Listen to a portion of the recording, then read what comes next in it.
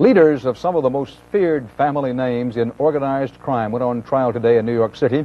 8 defendants are charged with running a nationwide racketeering network and being members of what the law enforcement officials call an overall mafia board of directors.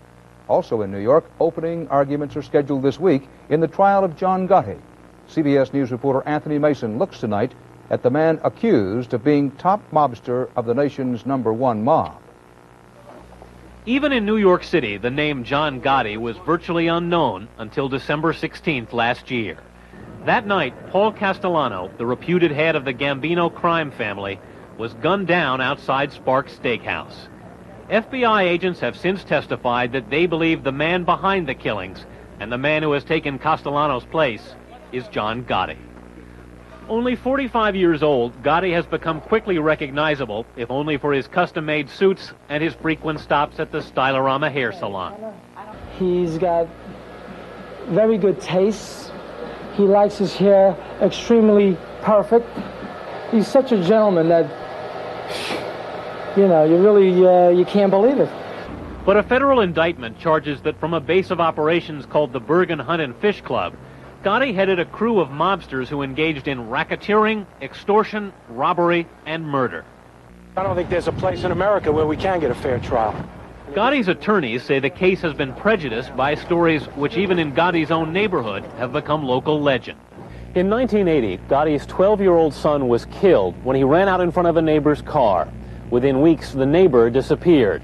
He has never been found, and detectives say they don't expect to solve the case. Earlier this year, Romuald Pisek, a refrigeration mechanic, accused Gotti and an associate of beating and robbing him in a dispute over a double-parked car. But when the case went to court, Pisek suddenly decided not to testify. If I did go stand there and say that this is Mr. Gotti and this is Mr. Coletta, they assaulted me and robbed me, I'm not sure. Gotti's bail has since been revoked. The judge feared he might harass jurors, whose names will also be kept secret. Last week, the government revealed it had taped conversations between Gotti and a mafia informer. Gotti's lawyers called it idle conversation, but investigators believe the tapes will make the man they call the new Godfather past history. Anthony Mason, CBS News, New York. A Justice Department study out today finds that criminals who are also drug abusers commit twice as many crimes as other offenders. And the heavier the drug use, this study says, the more crimes are committed. Justice Department study also recommends that prosecutors and judges be given easy access to the sealed records of juvenile offenders, purpose to make it easier to find career criminals and give them longer jail time.